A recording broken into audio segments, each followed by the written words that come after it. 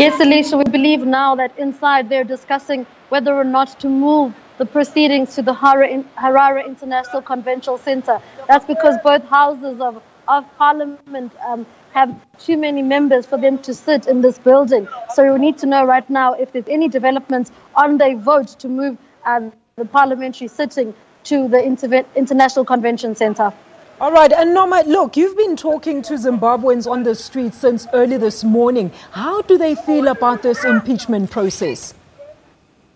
It seems as if they have a renewed or revived confidence in the proceedings after there was a joint address by opposition leaders as well as the war veterans here at African Unity Square outside the parliamentary building. We saw Morgan Tongarai, who's the MDCT leader. We saw the leader of the ZCTU, as well as the war veterans, saying that, together we can take away Robert Mugabe as president. And they're saying now that what's next is to make sure that there's reform within Zimbabwe. ZANU-PF must lead that call to say there needs to be reform to ensure that there's no more victimization, and more importantly, that the economy of Zimbabwe is picked up, and to ensure that there's better lives for the people of Zimbabwe.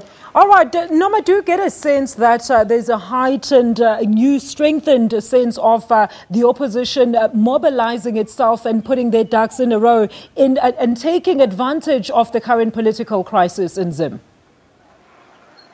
Yes, definitely. It seems as if though there's a new unity or a revived unity amongst the coalition, and now it seems as if the war veterans as well are coming together with this opposition. And it seems though, even though the opposition are not the ones to remove Mugabe, they're still happy with the fact that this process is going ahead. And Noma, any news on Mnangagwa's return? Has he returned to the country? We've just been getting unconfirmed reports this morning that he has been in contact with Robert Mugabe regarding, of course, that issue that Mugabe was suggesting that Mnangagwa come through and they sit down and actually talk things through. Do tell us, is this what you're getting on the ground? Well, Mnangagwa did release a statement this morning saying that he's rejected the invitation to State House to have talks with President Mugabe. He's saying that he's concerned for his personal safety because of the way that he was chased out of the country when he was removed as vice president. He says that once he's guaranteed protection, he'll be able to come back into the country. He's saying that also, he called also on Mugabe to step down voluntarily because he doesn't want the old man to be humiliated by a forced removal.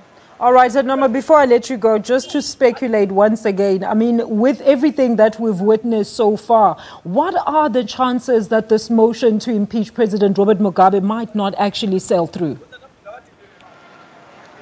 Well, it all depends on the processes inside Parliament, the technicalities. Will they be followed? Will it be done constitutionally? If that's not happening, then Mugabe might find some loopholes to ensure that he still remains in office. Thank you so much for that update. Noma will definitely touch base with you later on during the course of this bulletin. That is Noma Bolani. She is in Zimbabwe getting the latest facts for us. As you know, of course, that impeachment process has started in Parliament. And now to further